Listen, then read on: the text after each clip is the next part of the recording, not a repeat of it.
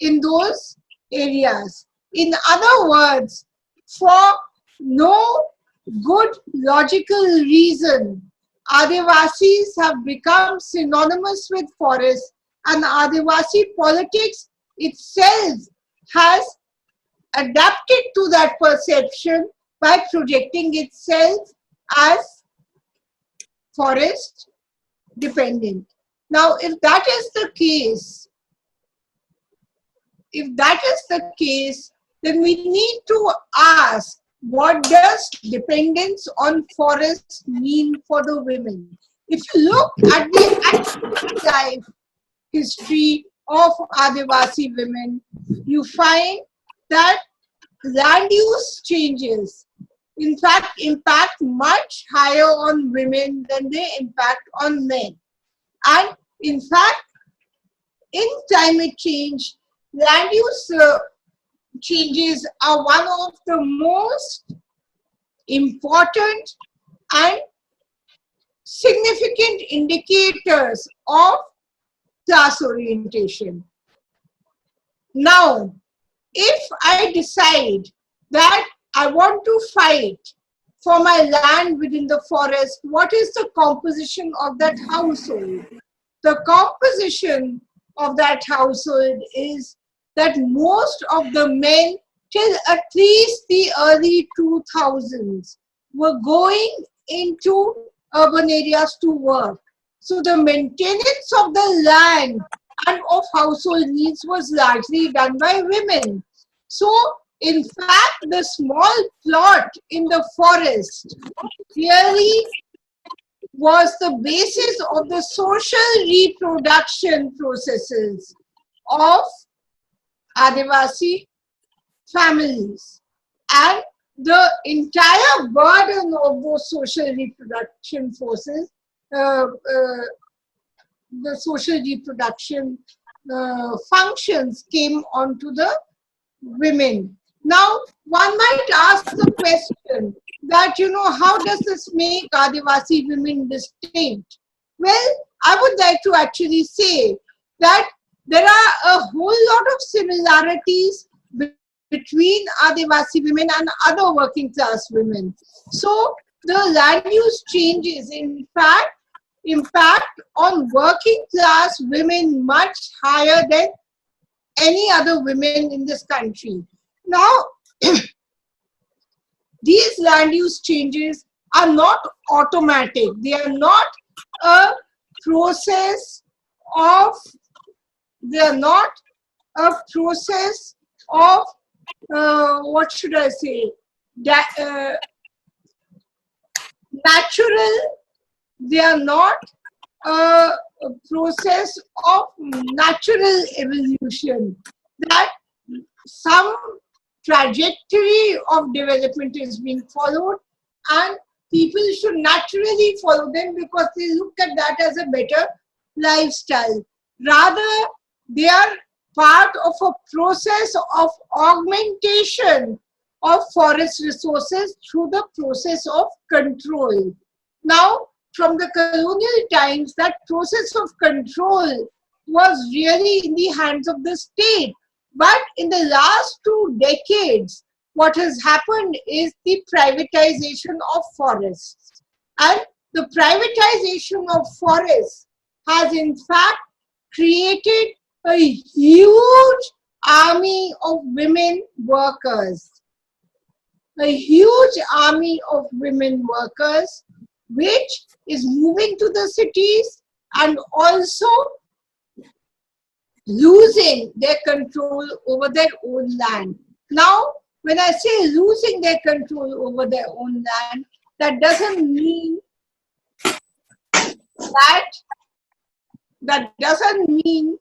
that women are in fact, what should I put it?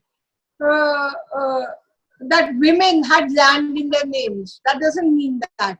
That means that operationally, that the land that they were maintaining, they have lost control of even that.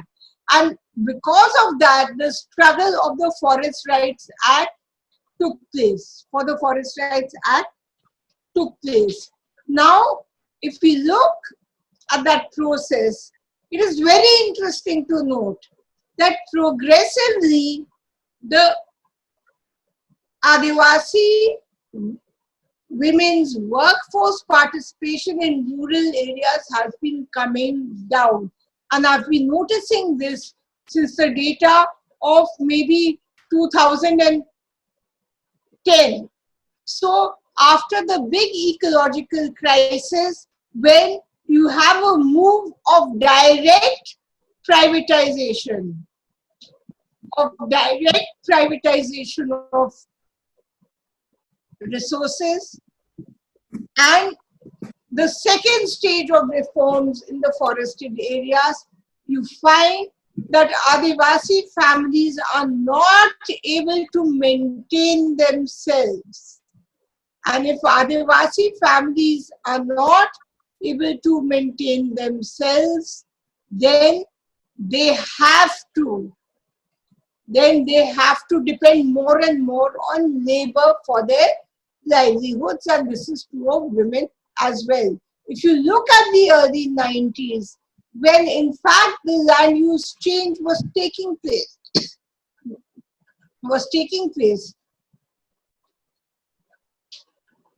but the pace of land use change was it was faster than the 80s, but it was slower than the 2000s.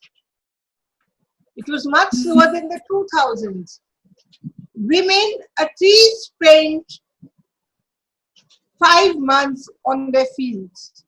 And the rest of the months in the early mid-90s when I did field work, they were actually traveling to other districts for performing labor on other people's fields. But now what has happened, that their own farms are either taken over by the government through the process of evictions, or they've become totally unviable under the current economic regime. So these women have now shifted their base to mobile labor. So if you look at the 2008 migration series, in fact, not much, and CWDS did a huge survey of 5,000 Adivasi households in 2012. In fact, 56% of the Adivasi households could be counted as family migration, where women who were earlier staying on the land is going. Now, if you look at the current climate change discourse in that light, there are 2-3 things to keep in mind. Firstly, the current climate change discourse says that you have to increase the carbon stock of the forest so that you can nationally become more stable. And in return for that, you have to pay for the ecosystem services that Adivasis provide, which means that you pay the Adivasis for the fact that they live in the forest without cultivating it. Now, I think one interesting aspect of this whole problem is that the RED Plus framework that exists to mitigate climate change, it is not really implemented in India. In fact, what you have in India is a reverse process of land acquisition, forest land denotification and forest land acquisition.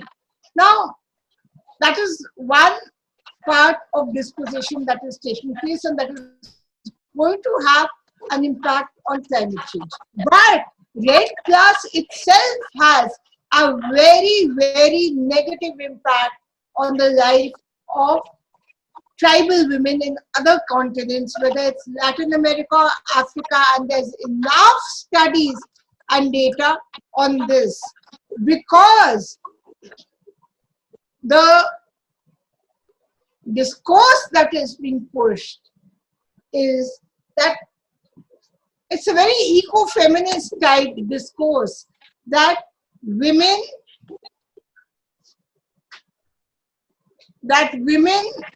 basically will women will preserve nature because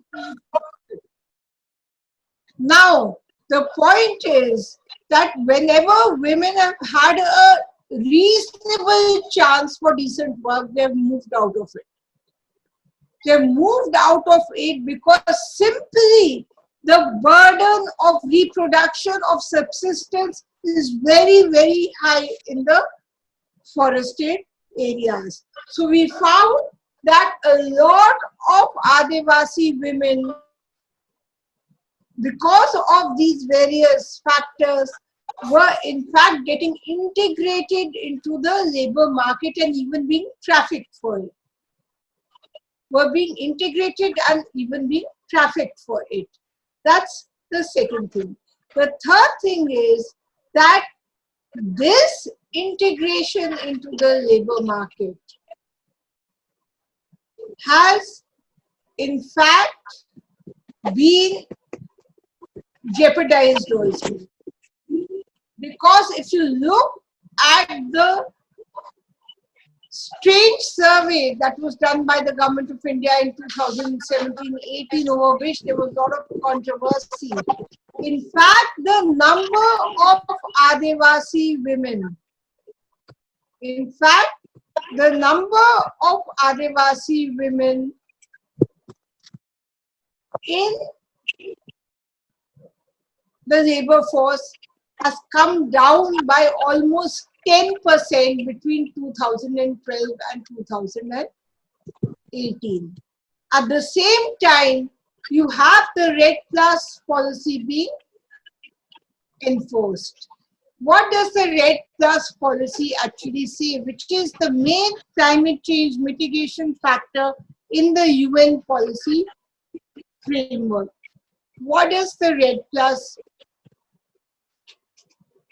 policy say? The Red Plus policy, in fact, says that people should meet their daily needs by making minimal use of the forest, even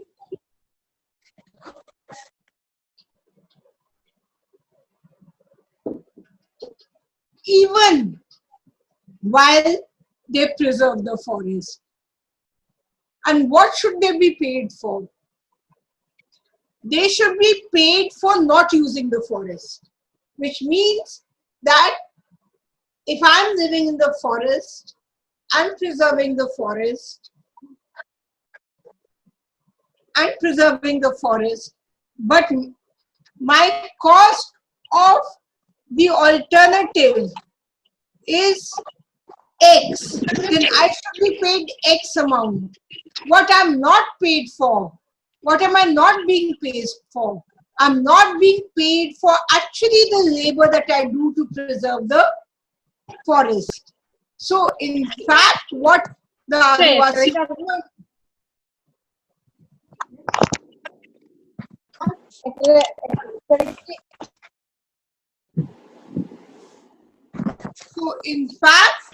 Adivasi woman is doing is she's looking after the forest, she's foregoing her own subsistence and getting paid basically for the alternative uses that she could have done if she was not living in the forest.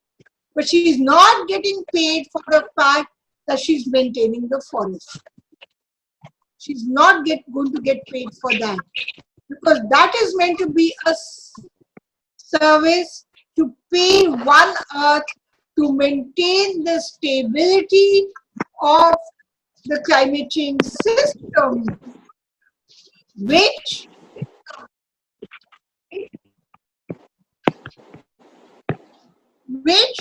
in fact is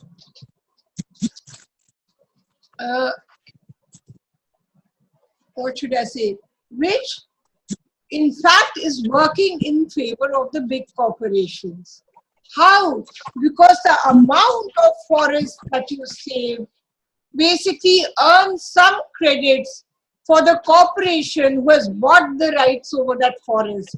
And by selling those rights over that forest, or by selling the credits that you get, what are called the carbon markets, for selling the credits that you get, the corporation can go and destroy the environment somewhere else.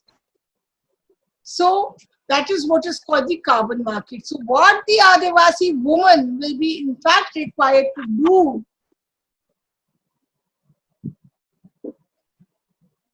is to maintain the carbon market, without getting paid for it. And why did I quote those employment figures to you? I quoted those employment figures to you because more and more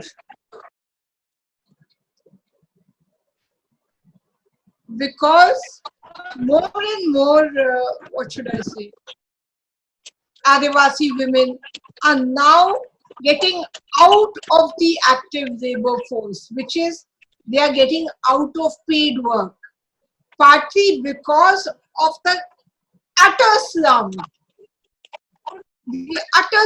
and the utter employment crisis that India faced even before COVID-19. So by doing that, in fact, what has happened is that on the one hand, paid employment for Adivasi women is coming down. On the other hand, the model of climate change mitigation that we are following, is in fact squeezing women out of their daily social reproductive rights also, which is basically depending on the forest and its land for their basic livelihoods. So what we are seeing is in fact a double squeeze that is taking place. Now, this talk was meant to be, before I finish, let me say, this talk was meant to be on climate change and Adivasi women. What I've tried to do is, in fact, place the policies of climate mitigation in the broader framework where, in fact, the people who are meant to be the most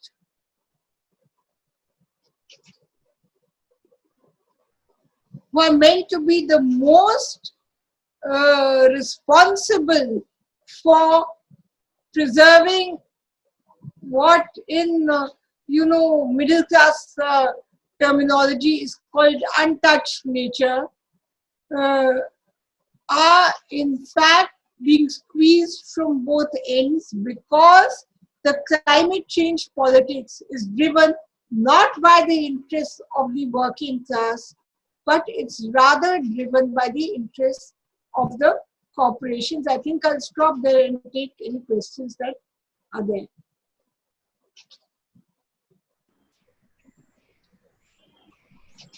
Hi. So I think if anybody has some questions, they can put it in the chat box.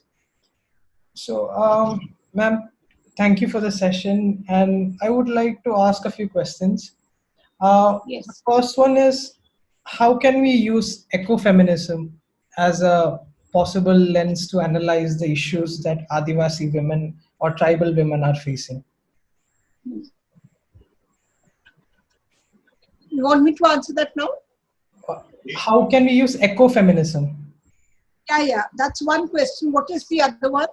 Another one is, how can we analyze the policy changes that are being implemented right now or is set to be implemented in the future that will impact positively on the livelihoods and job orientation and everything of the Adivasi community? So let me answer the question about ecofeminism.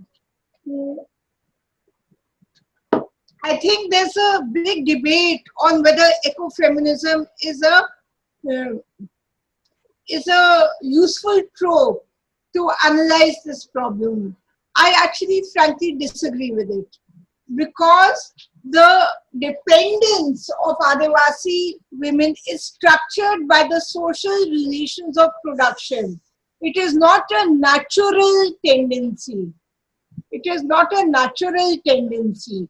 For example, if you look at the Madhya Pradesh Adivasis who I talked about, they were actually all cultivators till the middle of the 19th century. And they all became non-cultivators. So their dependence is structured by a process of differentiation that is taking place within the rural society. And therefore, I'm saying, and in that differentiation, they find themselves at the lower end of the scale. So I find ecofeminism as not a very useful trope, to understand this problem, because the problem itself is born out of the fact that accumulation is taking place, concentration of wealth is taking place through nature. And what you're actually making the Adivasi do is you're making Adivasi, compelling the Adivasis and also the Adivasi women to work for capital without really understanding the processes by which people find themselves holed up in the forest. So this is not a historical natural reality. This is something that has taken place through a process of social and economic construction of what we believe is modernity. That's number one. Now, the policy changes. Now, I believe that the process of marginalization of Adivasi people is a product of the progressive extraction of surplus from Adivasi labor. And I've written a lot about this, in fact. And if that is the case, then we find that the redistribution of forest resources, after all, if you look at the Forest Rights Act of 2006, which we were all involved with, in fact, the government first wanted, it was not even BJP government at that time, it wanted to limit the deadline for granting subsistence plots to Adivasis to 1980. And ultimately, they had to shift that deadline because of the people's power, because of the alliance of the movements. Now, once that happened, even at that time I had written that this is a double-edged sword, because the changes that were brought about in that act, in fact, enabled the government to twist things around. And once the government twisted things around, you find that more than 60% of the claims have not been accepted by the government. So if 60% of claims are not accepted, that means what will happen to these people? They are going to fuel the labor surplus at a much faster rate. When the labor surplus grows, that means that the wages of all working classes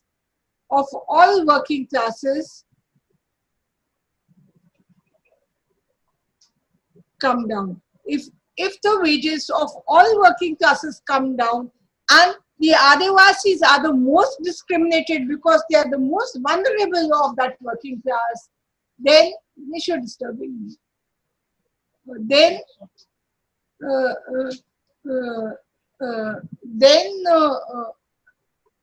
if the Adivasis are the most vulnerable, their wage discrimination is also going to be much higher. So the problem of redistribution can only happen outside the neoliberal system. It cannot happen within the neoliberal system. Yes.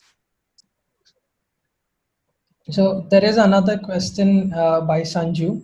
So you had mentioned about the ecosystem services provided by the Adivasi community. So has there been any study on that which we can refer regarding the ecosystem services provided by the Adivasi community? See, actually, ecosystem services, the concept came up in the UN. It was first applied in Africa and Latin America. Now, they tried, the Kanchan Chopra committee tried to apply that to India. It did not work because actually the concept of ecosystem services is a question of monetizing something that cannot be monetized. In fact, if the Adivasi woman or the Adivasi family is going to be dependent on the forest, and if the forest is providing certain irreplaceable functions, then its services cannot be monetized. That's my stand. And if you want to read something on that, then I could give, there's an article of mine in EPW 2019, which is basically called Towards a Socially Useful Conception of Nature. And that, and, uh, and that article, in fact, looks at the whole question of ecosystem services in great detail. So I could recommend that article to you for a conceptual clarity on why ecosystems services is in fact a market-oriented concept which has actually been critiqued by Marxist political economists and ecologists all over the world now. I think redistribution has to be based on the concept of need and not on the concept of market. Yes. Okay, and another question is, so Adivasi community has much more resilience than any other marginalized community in our in the country. So, assuming they have all these knowledge about things and stuff, how can this experience be spread across other marginalized group, especially in this time of COVID-19? I actually don't really agree with that perception. I think that every local community which is adapted to its surroundings has its local knowledge. And the fact that Adivasi local knowledge was in fact um, hyped much more than others was also at a time when the services, when the services were going to be monetized. So the accidental time at which this whole indigenous knowledge business happens, after all, artisans have indigenous knowledge. All kinds of people living in the urban areas for 30 years have indigenous knowledge. The concept of indigeneity is itself a political concept. It actually has a very constructed long history, but it doesn't really mean much in terms of the cultural particularity of this thing. In fact, what I believe is that if you want to get the just rights of, if you want the just rights of all marginalized people to be met, then they have to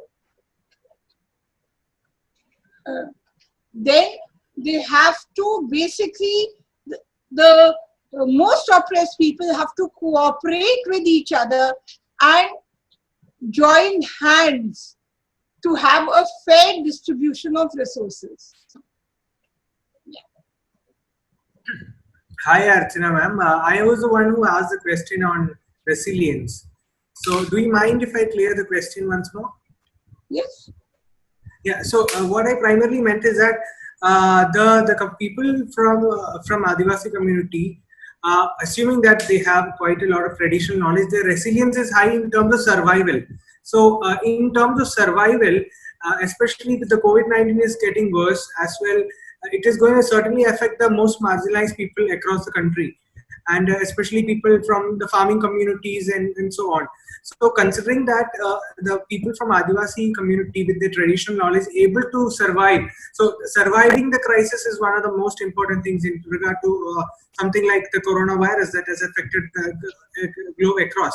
So now, considering that the next 6 months to 1 year is going to be tough for us, isn't there a lot that we can learn from these communities in terms of resilience on how, because the number of suicide rates are going to be high in the marginalized communities across the country now on, because there is a supply demand disruption that's happening. People are suffering because of crop losses and so on. So even, for example, we normally say that I'm from Kerala, so we used to say that in the higher chances of people committing suicide in Wayanad, where they depend on cash crops, rather than in Alapi, where they do paddy and fish cultivation. So here people have paddy and fish, which means they have food to survive even for 6 to 8 months.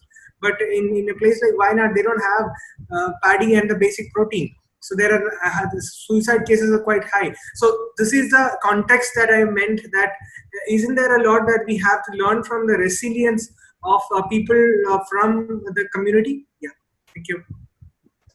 But my point is something different. My point is that if you're talking about resilience, there's an entire spectrum of working class, of which Adivasis are a part, which have resilience. And as far as traditional knowledge, it's, I think we have created a little bit of sort of aura about this traditional knowledge of the Adivasis. If you look, for example, survival capacity, if you look at the health issues of the Adivasis, at the starvation rates of the Adivasis, I mean, I don't know whether the Adivasis themselves have the self-confidence that they are surviving. From my long years of field work, I'm not so certain whether I want to use the term resilience for only Adivasis. I'd like to use the term resilience for a whole spectrum of working classes. That's the point that I was going to make. And as far as, I mean, the question of killings and suicides and all is concerned, we don't have any account of how many Adivasi laborers have in fact committed suicide, because their suicides are not recorded. But we have come across in places like Andhra and many other places, we have come across a lot of cases where actually migrant labor, to me, the migrant labor, which has a significant section of Adivasi and Dalit communities, are actually more resilient than some category called the Adivasi community. Yeah. So we should learn something from the mobile labor actually. The mobility of labor is something that has created a resilience, but that resilience is threatened by the system.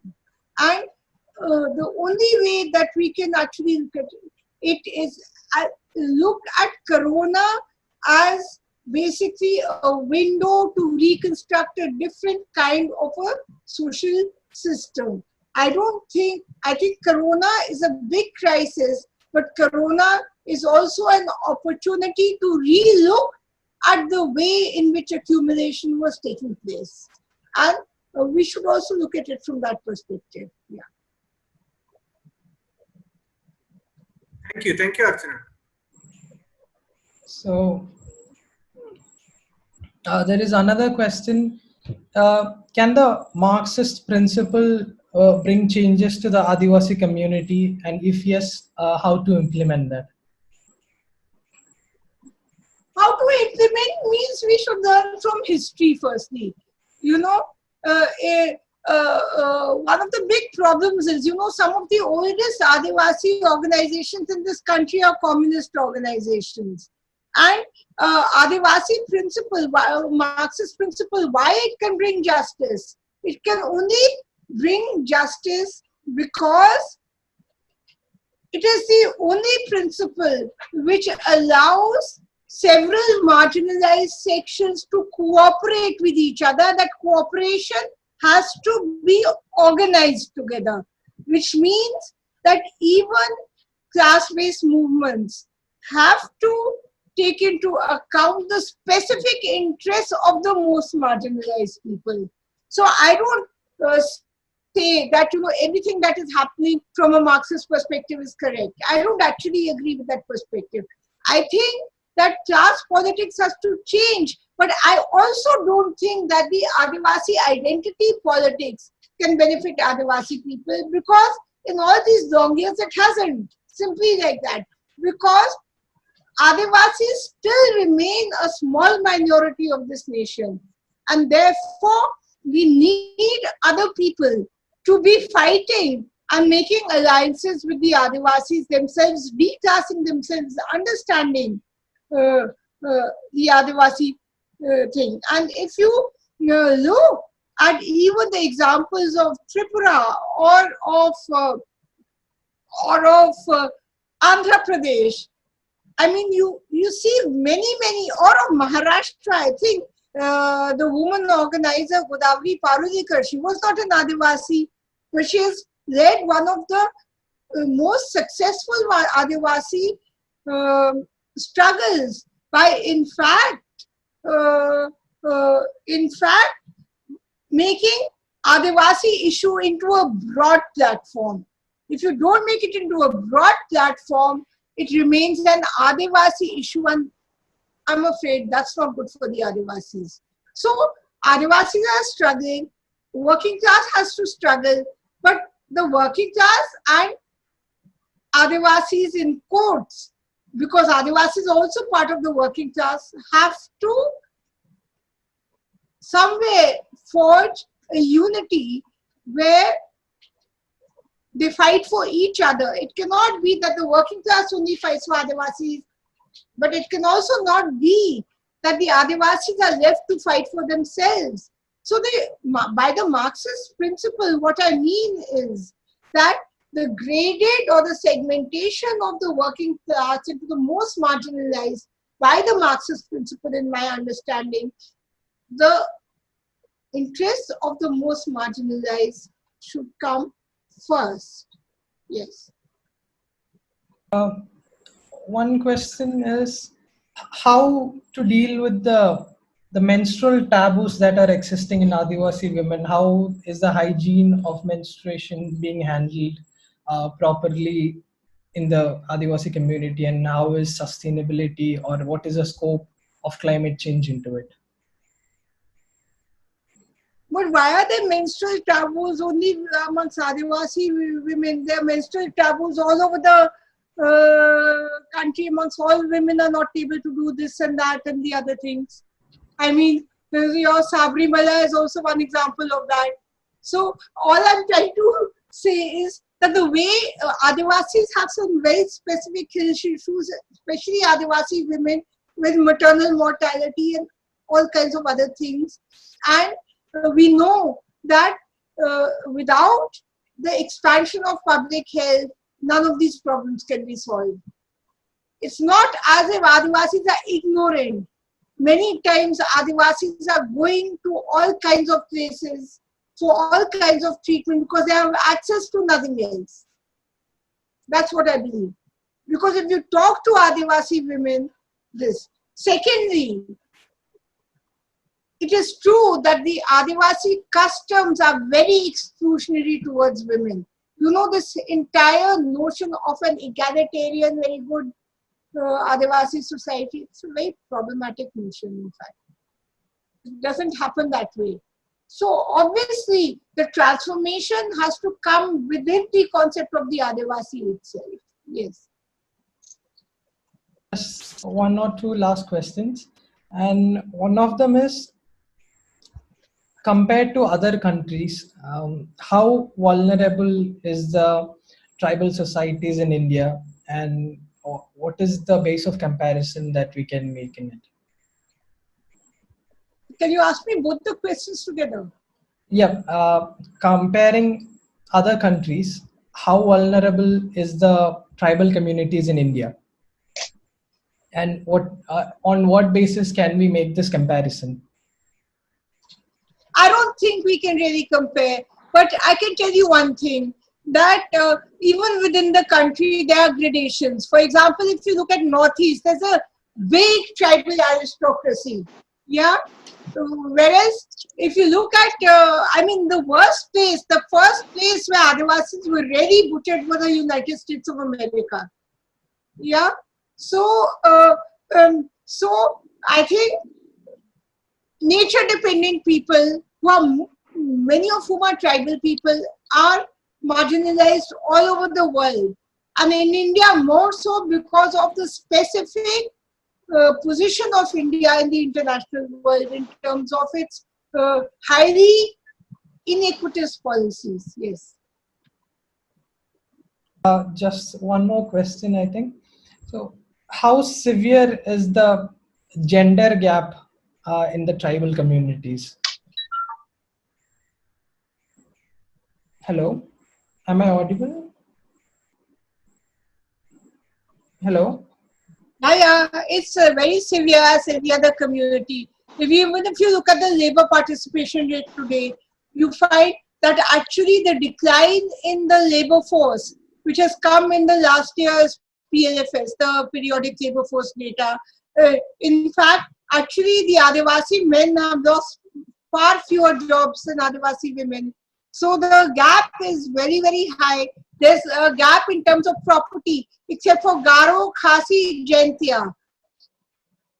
Every other Adivasi community is highly patriarchal community. And the worst patriarchy exists in Mizoram. In Mizoram, where actually you have still a system of successor wives and all this kind of stuff. So, in fact, the Adivasi society, it depends on which Adivasi you're talking about, but even within matriarchal societies, you find that the position of the Adivasi husband in Northeastern society is much better than the position of the Adivasi wife in a patriarchal society. Yeah. So the discrimination exists even if you may be a matrilineal society where your property is transferred to the motherline, and there are only 2 or 3 societies left. That kind. Yeah. So it's time to conclude. So is there any more questions from anybody? I think there are a few more. Yeah, actually, there are 2 more questions mentioned by, just read out. Yeah, one is by Dheeraj and one is, name is not mentioned. Yeah, one question is like, can Marxist principle I bring think we have handled changes to the Adivasi? Yeah. Next. And one more is there. Have you read out that? What's your views on studies that attribute consumption of alcohol among pregnant Adivasi women in Kerala, and it is prevalent? Is it prevalent all over India? Alcohol is prevalent all over India. Yeah, Adivasi women. And why single out women itself? Alcoholism is there within many communities. Why single out Adivasi women? It's almost like we expect Adivasi women to be pure and docile compared to other women. They're actually not. They're much more courageous than other women because their circumstances are much more difficult than other women. Yeah. Yeah, okay. So actually the question was mentioning to reflect on the child mortality rate, that alcoholism. But that doesn't have to do too much with alcoholism actually. Child mortality rate is there because of several reasons. And I think undernutrition is actually much more important than alcoholism in this. Okay. This alcoholism, Right. in London School of Economics and all the studies that are being done, this alcoholism has become like a signature for Adivasis in these studies. It's very disturbing that alcoholism of nobody else in the society bothers you, but the fact that people have country liquor in Adivasi societies bothers everybody. Exactly. So I think we can conclude the session. It was pretty longer than we expected because there were Yeah, it's almost like more than 1 hour. Yeah. yes, and there are actually more questions left also, but due to the time constraint, I think we can wind it up right now. And thanks a lot to Professor Archana Prasad. Uh, even we had a very long session, but also it was very, very informative. And we mentioned about a lot of things specifically. So if you have more doubts and if you want to get more in touch with her, should you share your email ID or something like that, or should we wind it up? Yeah, people can. I think people would be having my WhatsApp number, email ID, so that should be fine. Okay.